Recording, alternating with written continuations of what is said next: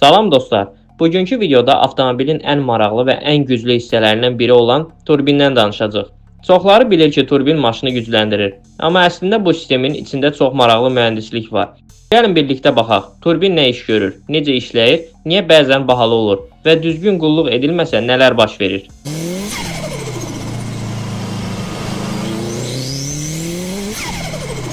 Turbin nədir və niyə var?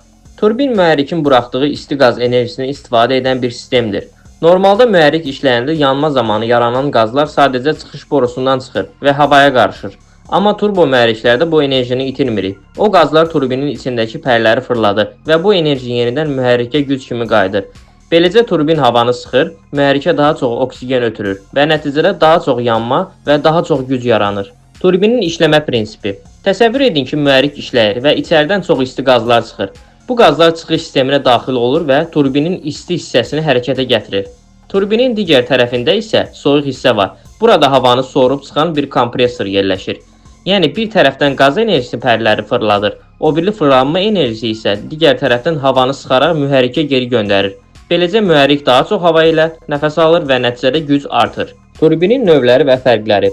Ən çox yayılmış növ turbocharger adlanır. Bundan əlavə twin turbo və elektrikli turbo sistemləri də var. Twin turbo sistemlərdə 2 turbin olur. Biri aşağı sürətlərdə, digəri yüksək sürətlərdə aktiv olur. Elektrikli turboda isə əlavə enerji mənbəyi kimi bateriya və generator istifadə olunur ki, gecikmə minimum olsun.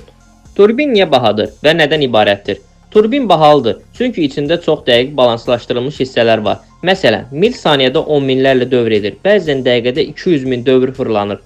İçindəki materiallar çox istiliyə davamlı olur. Nikel, xrom, molibden kimi ərintilərdən hazırlanır. Bəzi modellərdə keramika və ya titan istifadə olunur. Bu isə həm yüngül, həm dözümlü, həm də çox bahalı materiallardır. Üstəlik balansı pozulsa, ən kiçik titrəmə belə turbini sıradan çıxara bilər.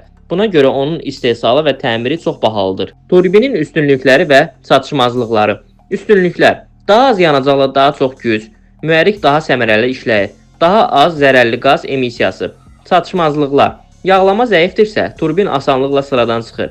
Yağ vaxtında dəyişdirilməsə, rulmanlar yanır.